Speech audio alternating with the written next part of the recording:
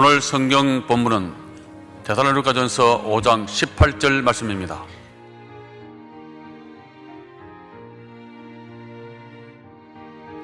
범사에 감사하라. 이는 그리스도 예수 안에서 너희를 향하신 하나님의 뜻이니라.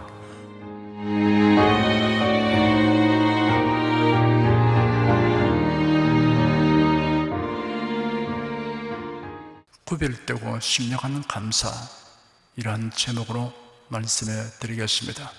한자로 감사는 느낄 감, 사려야 할 사로 되어 있습니다. 마음에 느끼는 고마움을 표현하는 것을 의미합니다. 아이가 자라면서 철이 들면 고마움을 느끼게 되고 표현하게 됩니다. 장성한 사람이 고마움을 느끼지 못하고 표현할 줄 모른다면 정상적인 사람이 아닙니다. 사리를 분별하는 능력에 이상이 있는 사람입니다. 감사를 잘하는 것은 천성적인 경우도 있지만 대체로는 배움과 훈련으로 됩니다. 감사는 태도는 그 사람의 지성과 교양을 나타냅니다. 그리스도인이 되면 일반적으로 누구나 하는 감사에 더하여 구별되고 신령한 감사를 하게 됩니다. 그 감사는 그의 신앙 상태를 나타냅니다. 그리스도인의 구별되고 신령한 감사를 낱낱이 다 말하려면 많은 시간이 필요합니다. 그 중에서 기본적인 몇 가지만 말씀해 드리겠습니다. 첫째, 그리스도인은 신령한 믿음을 주신 하나님께 감사드립니다. 믿음이란 꼭 그렇게 여겨서 의심하지 않는 마음입니다. 믿음은 우리의 삶에 매우 귀중한 구실을 하며 중대한 영향을 미칩니다.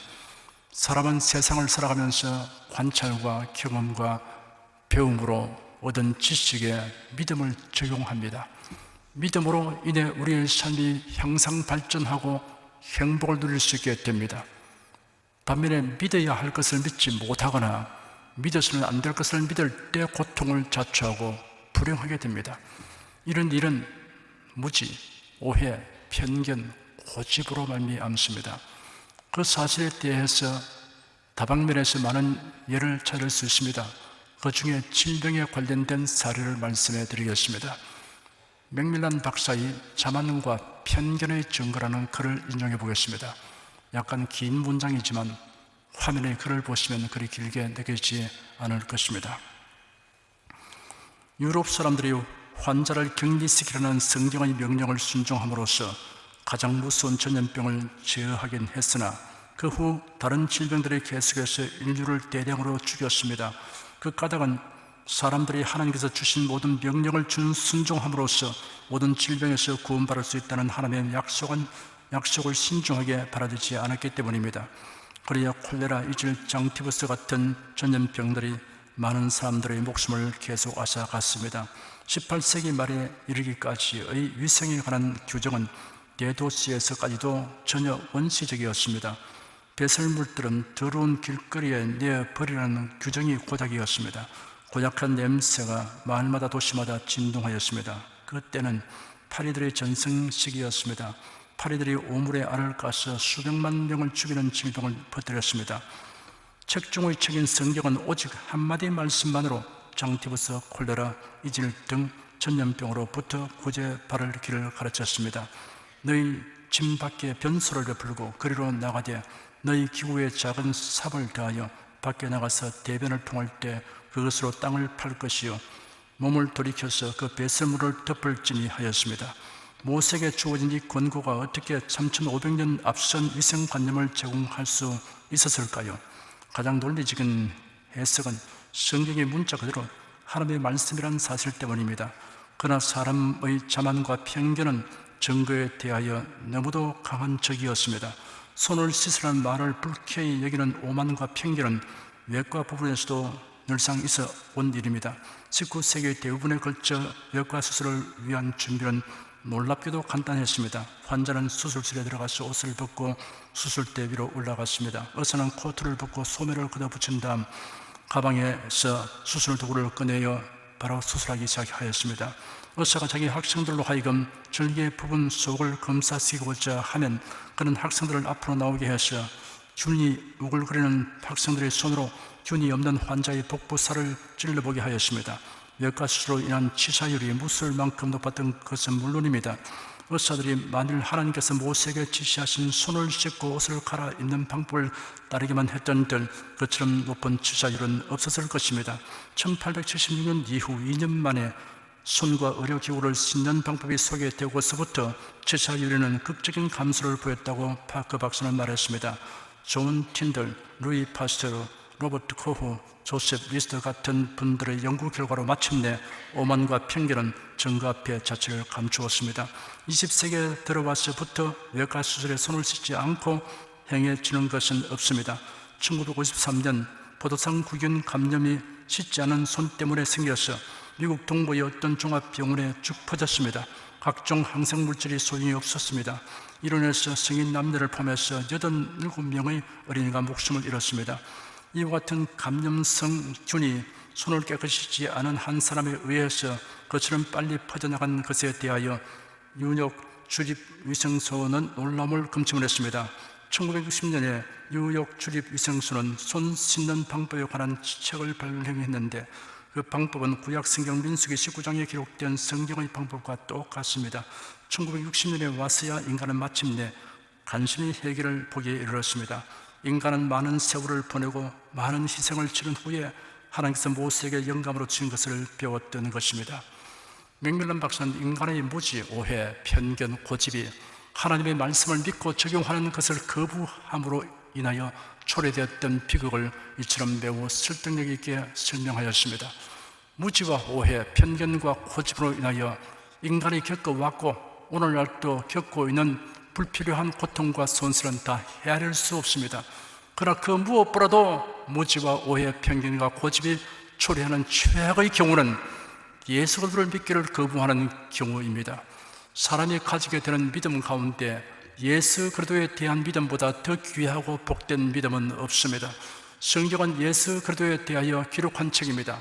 장차 오실 예수 그리스도, 예언된 대로 세상에 오셔서 구속 사역을 성취하신 예수 그리스도, 부활 승천하셨으나 성령으로 우리에게 오셔서 일하시는 예수 그리스도, 하늘로 올리신 대로 다시 오셔서 세상을 심판하실 예수 그리스도에 대하여 기록되어 있습니다. 사실상 구약과 신약은 동일한 그리스도를 믿음의 대상으로 가르치고 있습니다. 구약은 오실 예수를 믿도록 가르치고 신약은 오신 예수를 믿도록 가르치고 있습니다. 성경에 기록된 예수 그리스도를 자신의 구세주로 주님으로 믿는 사람을 그리스도인이라고 부릅니다. 누구든지 예수 그리스도를 믿으면 구속함을 받습니다. 로마서 3장에는 모든 사람이 죄를 범하였음에 하나님의 영광에 이르지 못하더니 그래도 예수 안에 있는 구속으로 말미암아 하나님의 은혜로 값없이 의롭다 하심을 얻은 자 되었느니라 하였습니다. 에베소서 1장에는 우리가 그리스도 안에서 그의 은혜의 풍성함을 따라 그의 피로 말미암아 구속 곧 죄사함을 받았으니 하였습니다. 구속함을 받았다는 것은 죄사함 받아 의롭게 된 것을 의미합니다. 우리가 예수를 믿어 구속받은 것을 생각하면 감사의 찬송이 절로 나옵니다. 거룩하신 구주여 피로 날 사셨으니 어찌 감사하온지 말로 할 수 없도다. 누구든지 예수를 믿으면 영생을 얻게 됩니다. 죄의 삭은 사망이요 하나님의 은사는 그래도 예수 우리 주 안에 있는 영생이라 하였습니다. 예수를 믿으면 하나님의 자녀가 됩니다.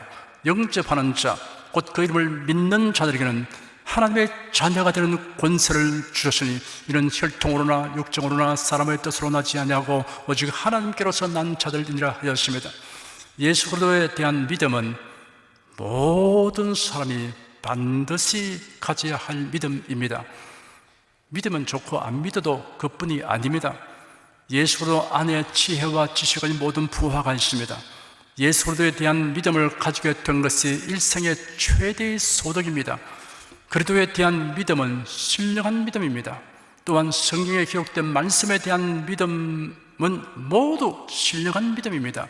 알고 보면 이 같은 믿음은 하나님의 택하심을 입은 자들에게 주신 하나님의 은혜입니다. 골로새서 2장에는 그러므로 너희가 그리스도 예수를 주로 받았으니 감사함을 넘치게 하라 하였습니다. 신령한 믿음을 주신 하나님께 감사하는 것은 구별된 감사입니다. 이런 구별된 감사는 그리스도인만이 하는 감사입니다. 둘째, 그리스도인은 궁극적 소망을 주신 하나님께 감사드립니다. 덴마크의 철학자이며 신학자인 킬케고르는 절망을 가리켜 죽음에 이르는 병이라고 하였습니다.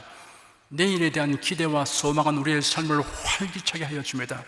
현실이 어둡고 어려워도 내일에 대한 소망이 있는 사람은 웃음을 잃지 않습니다. 만난을 헤쳐나갈 용기가 있습니다. 소망은 삶의 저력을 생산합니다. 절망에 허덕이는 사람이 소망의 이유를 갖게 되면 비상한 힘을 얻게 됩니다. 그리고 비상한 행동을 감행하기도 합니다. 여리고는 번영하고 아름다운 도시였습니다. 그러나 그 혜택을 누리지 못하는 가련한 사람이 있었습니다. 디메오의 아들 바디메오입니다. 그는 시각장애자였습니다. 아마 그는 태어날 때부터 앞을 보지 못했던 것 같습니다. 성경에 그 부친의 이름이 기록된 것을 보면 이름 있는 가문에서 태어난 것 같습니다. 부모 스라에서는 막연 하나마 희망을 가지고 살았는데 그만 부모님이 세상을 떠나고 말았습니다. 그래도 형제가 있으니 마음의 의지가 되었습니다. 하지만 실제로는 살림살이가 빠듯해서 그런지 보호자가 되기를 거부하였습니다. 결국 바디메오는 외톨이가 되고 여리고의 길거리에서 구걸하여 겨우 염려하는 신세가 되었습니다. 모든 것이 사람의 목숨이라 버티고 살지만 세월이 갈수록 절망의 그늘이 그의 마음을 점점 짙게 들이우고 있었습니다. 그런데 언제부터인가 예수님에 관한 이야기를 귀동냥하게 되었습니다. 정보가 하나씩 축적되자 바디메오는 예수님은 선지자들이 예언한 메시아가 틀림없다고 믿게 되었습니다. 특히 병든 자들을 고치신 이야기는 그의 마음에 일말의 기대감을 갖게 하였고 가냘픈 희망의 빛을 비추었습니다.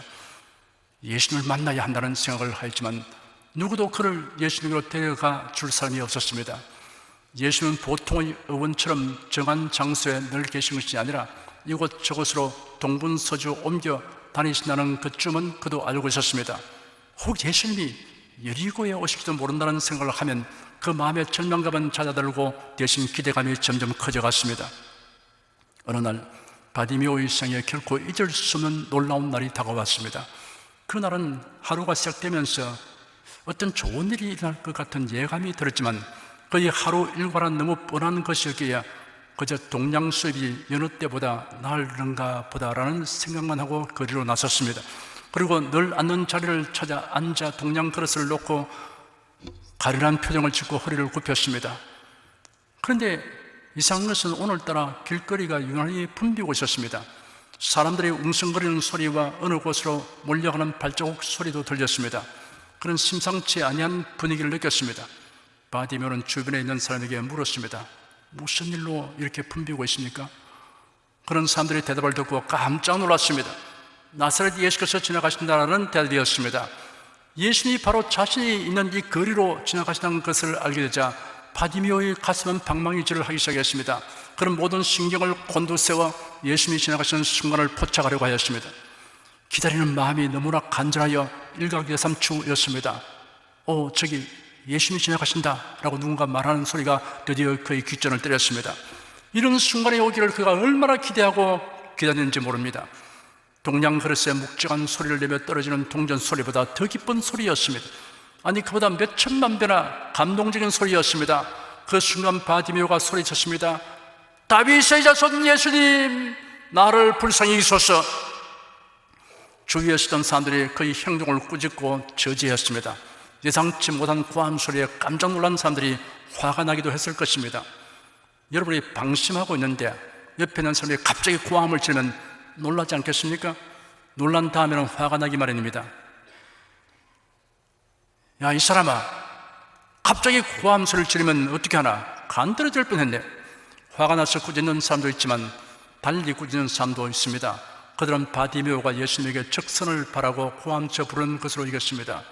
거지가 왜 떠들고 야단이야? 예수님이 너에게 동량을 줄 줄 아는가? 너 같은 거지에 응답할 것 같으냐? 어림도 없지 라고 생각하는 것입니다. 그들은 예수님이 이 길로 예루살렘에 올라갔으면 큰 일을 향하여 메시아 왕국을 건설할 것으로 기대하고 있었습니다. 그들은 이스라엘이 하루속에 로마의 속박에서 벗어나고 다윗시대의 영광을 회복하기를 학수고대했습니다. 그러므로 이들은 예수님의 행보를 멈추게 하는 짓을 그만두라는 뜻으로 바디메오를 꾸짖었습니다. 어떤 이유에서든지 여러 사람들이 합세하여 바디메오를 꾸짖고 윽박질렀습니다. 그러자 바디메오는 더욱 심히 소리질러 다윗의 자손이여 나를 불쌍히 여기소서 하였습니다. 그는 방해꾼들에게 압도당하지 않았습니다. 기가 죽지 않았습니다. 포기하지 않았습니다. 오히려 그로 인하여 그는 더욱 적극적인 대처를 하였습니다. 그의 목소리를 더욱 높였습니다. 사람들의 꾸짖는 소리에 그의 외침이 파묻히지 않도록 하기 위해 더욱 심히 소리 질렀습니다. 이러한 태도는 그의 믿음이 행동으로 나타나는 것입니다. 주위 사람들은 그들의 판단이 잘못되었다는 사실을 곧장 알게 되었습니다. 예수님은 바쁘게 걷던 걸음을 멈추었습니다. 그러면 제자들에게 그를 부르라 라고 지시하셨습니다. 바디메오는 예수님이 서 있는 곳을 볼 수 없습니다. 그러므로 그를 부르라는 말씀은 그를 내게로 데려오라는 뜻입니다. 그러자 사람들이 바디메오에게 안심하고 일어나라, 예수님이 너를 부르신다 하니 바디메오가 겉옷을 내버리고 뛰어 일어나서 예수님께 나왔습니다. 예수님이 그에게 질문했습니다. 네게 무엇을 하여 주기를 원하느냐? 그 질문에 대해 머뭇거릴 이유가 없습니다. 그는 즉시 또렷하게 대답했습니다. 주님, 보기를 원합니다. 예수께서 그를 향해 사랑과 권능이 충만한 음성으로 선포하셨습니다. 가라, 내 믿음이 너를 낫게 하였다. 예수님의 말씀이 선포되자 즉시 그가 보게 되었습니다. 찬란한 햇빛이 그의 눈 안으로 쏟아져 들어왔습니다. 눈이 부시어 감았다가 다시 떴습니다. 예수님이 보였습니다. 사랑과 위엄이 충만한 모습이 망막에 뚜렷하게 상을 맺었습니다. 예수님의 가슴에 뛰어들고 싶은 충동을 겨우 억제하고 주위를 살폈습니다. 목소리만으로 모습을 짐작했던 사람들이 갖가지 생김을 보았습니다. 이어서 눈을 돌려 길가에 내려선 종려나무를 보았습니다. 여리고 거리에 종려나무가 많이 있다는 것을 그는 알았지만 그 잎사귀가 어떻게 생겼는지 보지 못했습니다. 손바닥 모양으로 길게 갈라진 잎사귀가 바람에 너풀거리는 모습이 몹시 아름다웠습니다. 푸른 하늘과 하얀 구름도. 그러나 다음 순간 예수님이 저 앞서 걸어가시는 것을 보고 바디메오는 기쁨과 감격으로 인해 흐르는 눈물을 손등으로 훔치며 그 뒤를 따르기 시작했습니다. 절망에 찬 사람이 소망의 이유를 갖게 되면 비상한 용기를 갖게 됩니다. 그리고 비상한 행동을 감행합니다. 우리가 무엇을 기대하고 있으면 다 성취되는 것이 아닙니다. 소망하는 것이 다 이루어지는 것은 아닙니다. 소망이 강렬할수록 그 기대하는 것이 무너질 때 매우 큰 충격을 받게 됩니다. 그렇기 때문에 무엇을 지나치게 기대하는 것은 지혜롭지 못한 태도라고 생각할 수 있습니다. 사실 충격을 흡수할 능력이 없으면 온 마음을 쏟아 무엇을 소망한다는 것은 바람직하지 못하다고 생각하는 것도 무리가 아닙니다. 그래도 이는 이 점에 있어서는 두려워할 것 없습니다. 우리가 섬기는 하나님은 무한한 지혜와 선하신 손길로 그의 자녀를 돌보아 주십니다. 하나님의 자녀는 자신이 기대하고 소망하는 일들이 이루어지지 않아도 더 차원 높은 기대와 소망이 뒷받침을 하고 있기 때문에 좌절하지 않습니다. 그 차원 높은 기대와 소망에 대해서 사도 바울이 말하기를 우리가 알거니와 하나님을 사랑하는 자 곧 그 뜻대로 부르심을 입은 자에게는 모든 것이 합력하여 선을 이루느니라 라고 밝혔습니다. 그러므로 그리스도인은 범사에 크고 많은 기대와 소망을 가진 것을 주저할 이유가 없습니다. 그뿐 아니라 우리가 항상 소망 가운데 살아갈 수 있는 궁극적 이유는 천국에 대한 소망과 부활에 대한 소망입니다. 성경에 놀라운 약속이 있습니다. 너희는 마음에 근심하지 말라. 하나님을 믿으니 또 나를 믿으라. 내 아버지 집에 거할 곳이 많도다. 그렇지 않으면 너에게 일러시리라. 내가 너희를 위하여 처소를 예배하러 가노니 가서 너희를 위하여 처소를 예배하면 내가 다시 와서 너희를 내게로 영접하여 나 있는 곳에 너희도 있게 하리라 라고 예수님이 친히 말씀하셨습니다. 천국은 사망이 없고 애통하는 것이나 고하는 것이나 아픈 것이 없는 곳입니다. 흉악한 자들이 없고 마귀도 없는 곳입니다. 천국의 풍부함과 아름다움은 무슨 말로도 온전히 설명할 수 없습니다. 천국은 신부가 그 남편을 위해 단장을 같이 주님께서 더할 나위 없이 단장하고 예비하신 곳입니다. 성도들이 장차 이러한 곳에서 살게 될 것입니다. 우리가 부활의 몸, 변화된 몸을 가지고 그 영원한 곳에서 영원히 살게 될 것입니다. 빌립보서 3절에 기록되기를 오직 우리의 시민권은 하늘에 있는지라 거기로서 구원한 자 곧 주 예수 그리스도를 기다리노니 그가 만물을 자기에게 복종케 하신 자의 역사로 우리의 낮은 몸을 자기 영광의 몸의 형체와 같이 변케 하시리라 하였습니다. 기이하고 아름다운 몸으로 천국에서 주님과 영원히 함께 살게 된다는 말씀은 그대로 성취될 약속입니다. 그리스도는 이러한 소망을 주신 하나님께 감사드립니다. 이러한 감사는 그리스도 밖에서의 감사와는 구별된 감사이며 신령한 감사입니다. 셋째, 그래도 이런 하나님을 섬기고 사랑하며 사는 것을 하나님께 감사드립니다. 사람은 진실한 사랑을 나눌 수 있는 대상을 가지게 될 때 행복감을 가지고 살게 됩니다. 그런데 이 세상에서 실제로 이 같은 이상적 인간관계를 가질 수 있는 경우는 쉽지 않습니다. 일시적으로는 그럴 수 있을지라도 일생 동안 그러한 관계를 유지하는 것은 흔하지 않습니다. 그런데 놀랍게도 하나님의 사랑을 입고 또한 하나님을 섬기며 사랑하며 사는 길이 제공되었습니다. 이는 그래도 예수로 말미암는 것입니다. 예수를 믿어 죄사함 받아 의인이 되고 하나님의 자녀가 됨으로 인하여 하나님을 섬기며 사랑할 수 있게 되는 것입니다. 우리가 하나님을 섬기고 사랑함이 깊어지고 풍성하여 지려면 하나님의 사랑을 깨달아야 합니다. 우리가 무슨 일을 만나도 그로 인해 하나님의 사랑을 또 깊고 풍성히 깨닫게 된다면 좋은 일입니다. 우리가 하나님의 사랑을 깨닫는 깊이에 비례하여 하나님의 모든 충만하심으로 충만하게 됩니다. 에베소 3장에 기록되기를 능히 모든 성도와 함께 지식에 넘치는 그리스도의 사랑을 알아 그 넓이와 길이와 높이와 깊이가 어떠함을 깨달아 하나님의 모든 충만하신 것으로 너에게 충만하게 하시기를 구하노라 하였습니다. 우리가 하나님의 사랑을 깨닫는 만큼 굳세고 담대하게 됩니다. 사도 바울은 누가 우리를 그리스도의 사랑에서 끊으리요? 환난이나 공고나 핍박이나 기근이나 적신이나 위험이나 칼이랴 기록된 바 우리가 종일 주를 위하여 죽임을 당케 되며 도살을 양가 책임을 받았나이다 함과 같으니라. 그러나 이 모든 일 우리를 사랑하신 이로 말미암아 우리가 넉넉히 이기느니라. 내가 확신하노니 사망이나 생명이나 천사들이나 군사들이나 현재이나 장래이나 능력이나 높음이나 깊음이나 다른 아무 피조물이라도 우리를 우리 주 그리스도 예수 안에 있는 하나님의 사랑에서 끊을 수 없으리라고 말했습니다. 하나님의 사랑은 풍성한 사랑입니다. 하나님의 사랑은 차별이 없는 사랑입니다. 하나님의 사랑은 끊을 수 없는 사랑입니다. 하나님의 사랑은 변치 않는 사랑입니다. 하나님의 사랑은 영원한 사랑입니다. 이처럼 우리를 사랑해 주는 하나님을 섬기며 사랑하며 살게 된 것으로 인한 감사는 구별된 감사이며 신령한 감사입니다. 하나님을 섬기며 사랑함으로 갖게 되는 행복은 영원히 지속됩니다. 사람이 사람답게 살아가려면 고마움을 많이 느끼며 고마움을 적극적으로 표현해야 합니다. 미국의 부통령을 지낸 바클리 씨가 9살 때의 기억을 회상록에 남겼습니다. 그의 아버지는 강한 농부였습니다. 혼자의 힘으로 많은 농토를 개간한 것을 늘 자랑하였습니다. 어느 날 집에 불이 났습니다. 아버지와 남자들이 모두 일터에 나가 있는 사이였으므로 큰 집이 완전히 전소되어 버렸습니다.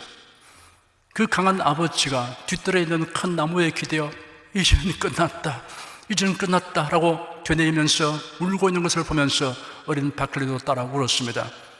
그런데 그 이튿날 놀라운 일이 생겼습니다. 가깝게 혹은 멀리 사는 농민들이 모두 모여와 집을 지어주기 시작하고 가구와 식량을 모아왔습니다. 이날 저녁 어린 바클리는 아버지가 또 한 번 우는 것을 목격했습니다. 이제는 큰 나무에 기대어 불탄 집을 바라보고 울었으나 오늘은 하늘을 우러보며 하나님 감사합니다, 하나님 감사합니다라고 울었습니다. 바클리 대통령은 그때 일을 회상하면서 나의 아버지는 2번 울었습니다. 그 2번째 눈물은 나의 가정과 바클리 집안의 모든 후손을 축복하는 눈물이 되었습니다라고 말했습니다. 아버지가 큰 집을 짓게 된 것이나 많은 농토를 가지게 된 것보다 아버지가 눈물을 흘리며 하나님께 감사드린 그 순간이 자기 집안에 더 크고 훌륭한 보배가 되고 복이 된 것이라고 말했습니다. 그리스도인이 아니라도 교양이 있고 심성이 고운 사람들은 고마움을 느끼며 표현하는 데 인색하지 않습니다. 그러나 그 감사의 이유는 일상적인 것입니다. 그리스도인의 감사는 그 이상의 감사입니다. 차원이 다른 감사입니다. 저를 따라서 말씀해 주십시오. 저에게 신령한 믿음을 주는 하나님께 감사드립니다. 저에게 궁극적 소망을 주신 하나님께 감사드립니다. 제가 하나님을 섬기고 사랑하며 사는 것을 하나님께 감사드립니다.